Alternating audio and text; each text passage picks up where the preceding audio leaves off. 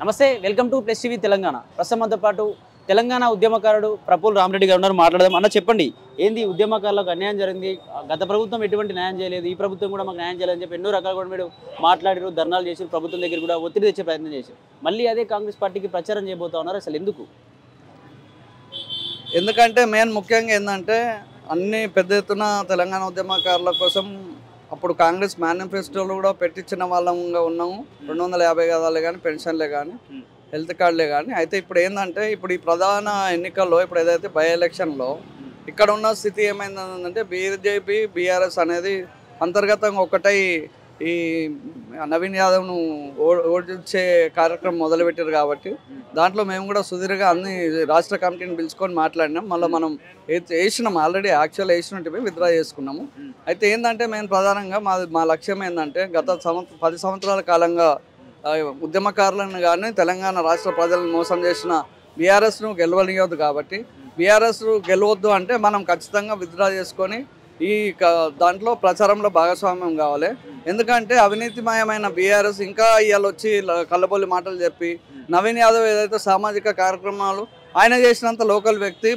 BC అభ్యర్థి Congress party ఇచ్చిన అభ్యర్థి కాబట్టి బీసీకి ఇచ్చారు కాబట్టి బీసీ కోసం మా అందరూ కూడా తెలంగాణ రాష్ట్ర ఉద్యమకారుల కమిటీ రాష్ట్ర కార్యవర్గం తీర్మానం చేసింది ఈసారి మనం బీసీలకు చేయాలనే దాంట్లో కాబట్టి ఖచ్చితంగా నేను కూడా సరే ఖచ్చితంగా మనం పోదాం జూబ్లీహిల్స్ ఎన్నికల్లో పనిచేద్దాం కాంగ్రెస్ పార్టీని భారీ మెజార్టీతో గెలిపిద్దామని ఇప్పటికే చాలాసార్లు కూడా మీరు పోరాటాలు చేసిరు మాకు ఇస్తానంటే 250 గజాలు ఇవ్వలేదు అని చెప్పేసి ఆ ₹1 కోటి కొంతమందికి ఇచ్చిందని చెప్పేసి మీరు చాలాసార్లు కూడా మాట్లాడారు మళ్ళీ ఎందుకు జూబ్లీహిల్స్ ఎలక్షన్లో ఎందుకు అంత సపోర్ట్ చేయాల్సి వస్తుంది అంటే ఓన్లీ వ్యక్తిని బట్టి సపోర్ట్ చేస్తున్నారా కాంగ్రెస్ పార్టీ వ్యక్తి అని చెప్పి సపోర్ట్ చేస్తున్నారు ఎందుకు అట్లానేం లేదు ప్రధానంగా వ్యక్తి ఒకటి బీసీ యువ నాయకుడు ఒకటి అది కాకుండా కాంగ్రెస్ పార్టీ కూడా ఈ మధ్యలోనే వారం రోజుల క్రితం మేము చిన్నారెడ్డి గారిని కలవడం సీఎం సెక్రటరీ గారిని కూడా కలవడం అదేవిధంగా బట్టి విక్రమార్క శ్రీధర్ బాబు పొన్నం ప్రభాకర్ వీళ్ళందరినీ కలిస్తే దగ్గరకు వచ్చింది కదా ఇంకా కొన్ని రోజులు ఆగితే మీ పని 100% ఉన్నది క్యాబినెట్లో కూడా అంతర్గతంగా మాట్లాడడం జరిగింది కాబట్టి అదేవిధంగా కోదండరామ్ గారితో కూడా మేము తెలుసుకున్నాం వాస్తవాలన్నా కాదా అని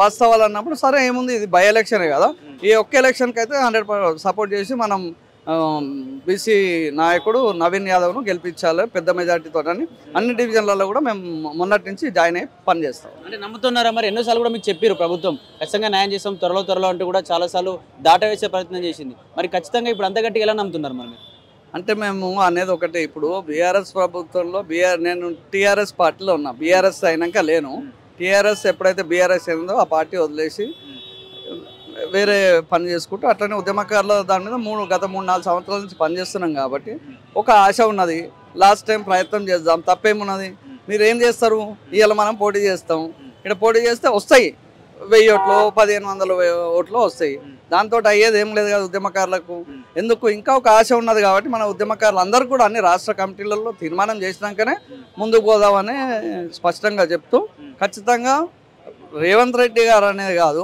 ఇప్పుడు కాంగ్రెస్ ప్రభుత్వాన్ని ఆ రోజైతే సోనియా గాంధీ ఇచ్చింది కదా ఇప్పటికి కూడా నమ్ముదాం తప్పేమున్నది అందరికన్నా నమ్మి మనం ముందుకు పోదాం ఈ ఒక్క బై ఎలక్షనే కదా దీంట్లో అయితే మనం ఏం చేసేది ఏముంటుంది ఎక్కువ కాబట్టి 3 ప్రధాన పార్టీలు ఉన్నాయి అట్లనే ఏంటంటే ఇక్కడ బీజేపీ కాడెత్తేసి బీఆర్ఎస్ చేస్తుంది అనేది కూడా మా సర్వేలో కూడా ఉన్నది కాబట్టి కొంచెం బయటపడేస్తే అందరం కలిసి పని చేస్తే ఇమీడియట్గా ఖచ్చితంగా మెజార్టీ ఓట్లతో బయటపడతాడు కాబట్టి దీనికి రావడం నవీన్ యాదవ్ గెలిచే అవకాశం ఉంది ఎందుకంటే రౌడీ అని చెప్పేసి రౌడీ ఫ్యామిలీ అని చెప్పేసి కాంగ్రెస్ పార్టీ రౌడీలకు ఇచ్చింది ఒక నిజంగా నవీన్ యాదవ్ గెలిచి హైడ్రా పేరుతో ఇళ్ళని కూల్చేస్తారని చెప్పేసి ఇటువంటి ప్రచారం చేస్తుంది బీఆర్ఎస్ పార్టీ నిజంగా గెలిచే పరిస్థితి ఉందంటారు ఇక్కడ 100కి 100 పాలు నవీన్ యాదవ్ 50,000 పైచీలతోటే మెజార్టీతో ఉంటారు 15వ తారీఖు 11 ఎలక్షన్లు 15వ తారీఖు రిజల్ట్లు వస్తాయి రిజల్ట్లో మేము ఇక్కడనే ఉంటాము ఖచ్చితంగా మళ్ళీ మా వాయిస్ ఇస్తాము ఖచ్చితంగా ఏదైతే ఈ రౌడీ షీటర్లు లేపడం ఇవన్నీ అనేది చాలా మూర్ఖత్వం రౌడీ షీటర్ అని చేసినాం కానీ ఆయన లోకల్కి వస్తే ఇప్పుడు మీరు అడుగుతూ చెప్తారు సామాన్య ప్రజలను అడగండి మేమంటే సరే పక్క కాన్స్టిట్యున్సీ నుంచి వచ్చినాం ఇక్కడ లోకల్ వాళ్ళని అడుగుతూ చెప్తారు కదా వాళ్ళు ఏ రాత్రైనా అపరాత్రైనా సావైనా దినాలైనా చదువులైనా ఏ ఆపదలైనా వాళ్ళు వేలాది మందికి ఆల్రెడీ హెల్ప్ చేశారు కదా స్కూళ్ళు పెట్టి చారిటీలు చేసి మళ్ళీ ఇది ఇట్లా చేసిన వాళ్ళు ఎంతమంది ఉన్నారు జూబ్లీహిల్స్లో మేమేం కాదంటలేము గోపీనాథ్ ఉండే మాగంటి గోపీనాథ్ ఆయన కూడా మా మామ ఫ్రెండే నాకు కూడా మామ అనే పిలిచేటోడిని కానీ మాది అట్లా కాదు కదా మేము పార్టీ పరంగా మేము ఎన్నుకున్నాము ఇక్కడ మీరు బీజేపీ బీఆర్ఎస్ ఒకటే కదా గత ప్రభుత్వం ఎందుకు పోయింది బీఆర్ఎస్ రాజ్యంలోకి వచ్చేది ఎందుకైంది? మీరు ఇద్దరు కుమ్మక్కై నాటకాలు చేస్తున్నారనే ప్రజలు కాంగ్రెస్ పార్టీని తీసుకొచ్చారు. దాంట్లో తెలంగాణ ఉద్యమకారులు రూపాయి తీసుకోకుండా అన్ని జిల్లాల్లో చేస్తేనే కాంగ్రెస్ పార్టీ 1.7% ఓట్లతోటి వచ్చినది. అది అందరికీ తెలిసిందే. మేము ఇవాళ కూడా కాంగ్రెస్ పార్టీని కూడా అడుగుతున్నాం. రేవంత్ రెడ్డి గారిని నిలదీసినాం. మీకు తెలిసిందే గతంలో ఏ విధంగా ధర్నాలు చేసినాం, ఏ విధంగా ప్రెస్ మీట్లు పెట్టినాం. ఇవాళ తెలంగాణ సినిమా వేదికలు కూడా ఈ సినీ పరిశ్రమ రక్షించుకోవాలి, బయోపరిఫికేషన్ చేయాలని అది కూడా పోరాటం చేస్తున్నాం. ఒక దిక్కు పోరాటం చేస్తూ ఈ ఎన్నికలలో మాత్రం ఇక్కడ మాకు ఈయన నచ్చినాడు కాబట్టి ఈ వ్యక్తికి చేయాలనేది ప్రధాన అంశంగా మేము ఇక్కడికి వచ్చాం. నేను తెలంగాణ ఉద్యమకారుణ్ణి. 2000 సంవత్సరం నుంచి తెలంగాణ రాష్ట్రం కోసం పోరాటం చేసినాం. రాష్ట్రం వచ్చిన తర్వాత కూడా మా హక్కుల కోసం తెలంగాణ ఉద్యమకారులకు సరైనటువంటి విధంగా గవర్నమెంట్ సహకరించాలి. గత ప్రభుత్వం కేసీఆర్ ప్రభుత్వం సహకరించలేదు. కొంతమందికి సారథిలో నౌకలు తెచ్చారు. తతిమ ఉద్యమకారులకు కళాకారులకు ఎవరు కూడా నౌకలు ఇవ్వలేదు. కాబట్టేసి ఆ పార్టీని కూల్చేయడానికి ఈరోజు జేఎన్టీ యాక్షన్ కమిటీగా ఏర్పడి ఈరోజు కాంగ్రెస్ ప్రభుత్వాన్ని రేవంత్ రెడ్డి ప్రభుత్వాన్ని తీసుకురావడం జరిగింది. ఈ రేవంత్ రెడ్డి ప్రభుత్వం మా కళాకారులకు ఉద్యమకారులకు న్యాయం చేస్తారని చెప్పే ఆలోచనతోటే మేము ఈ జేఎన్టీ కమిటీలో సహకరించి ఈ రేవంత్ ప్రభుత్వాన్ని ఏర్పాటు చేయడం జరిగింది. ఇప్పటికైనా ఈ రేవంత్ ప్రభుత్వం మీద కూడా ఎన్నో వినతి పత్రాలు ఇచ్చినాం. మాకు సహకరించండి. మా ఉద్యమకారులకు 250 గజాల భూమి, అందులో ఉన్నటువంటి ఇంటి నిర్మాణం, తర్వాత 30,000 ఈ పింఛను ఇవ్వాలి, ఈ ఉద్యమకారులను ఆదుకోవాలి అని చెప్పేసి వాళ్ళకు కూడా వినతి పత్రం ఇవ్వడం జరిగింది. ఇచ్చినా కూడా వాళ్ళు సహకరించాలి. అయినా కూడా ఇంకా 3 సంవత్సరాలు ప్రభుత్వం ఉంటుంది. ఈ నవీన్ యాదవ్కు సహకరించి మళ్ళీ ఈ నవీన్ యాదవ్ అన్న మా ఉద్యమకారుల మీద దయచూపి ఆయన గెలుపు చాలా సత్యమే, అది ఖచ్చితంగా గెలుస్తాడు.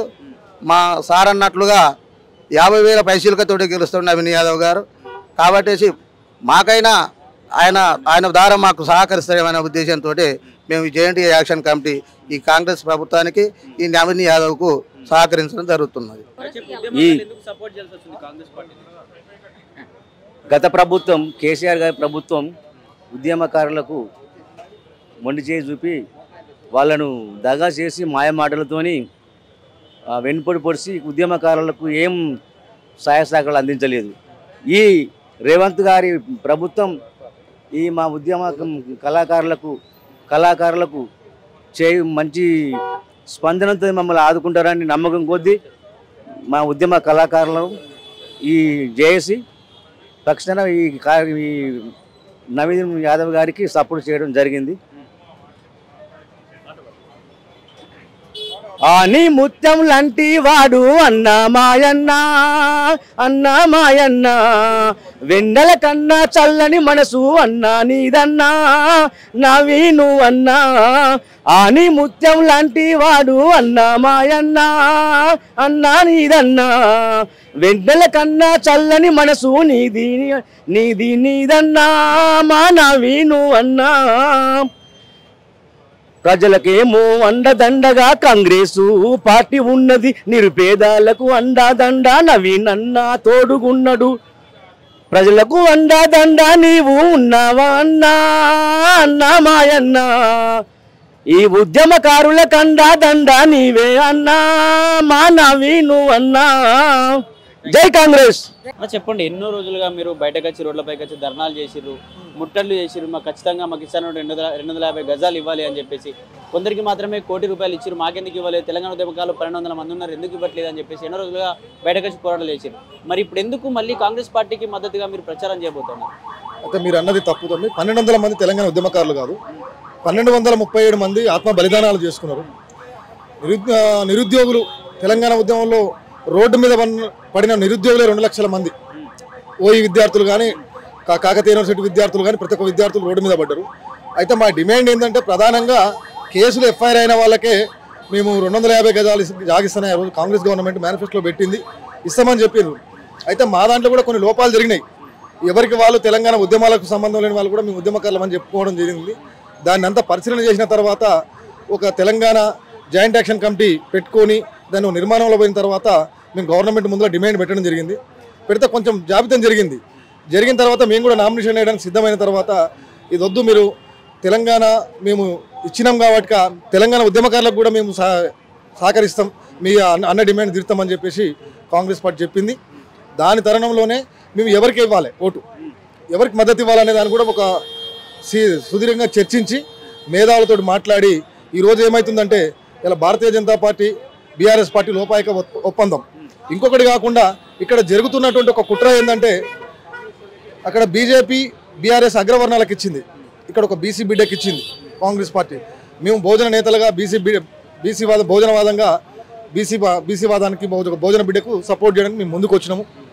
అదేవిధంగా ఇవాళ కొన్ని దుర్మార్గమైనటువంటి చర్యలు ఎట్లా అంటే తెలంగాణలో పుట్టిన వాళ్ళకు టికెట్ ఇవ్వాలి బీఆర్ఎస్ పార్టీ, టీఆర్ఎస్ అని పెట్టుకుంది, బీఆర్ఎస్ పోయింది, అది భారత రాష్ట్ర సమితి అయింది, తెలంగాణ రాష్ట్ర సమితి పోయి ఇవాళ ఎవరికి ఇచ్చారు మీరు టికెట్?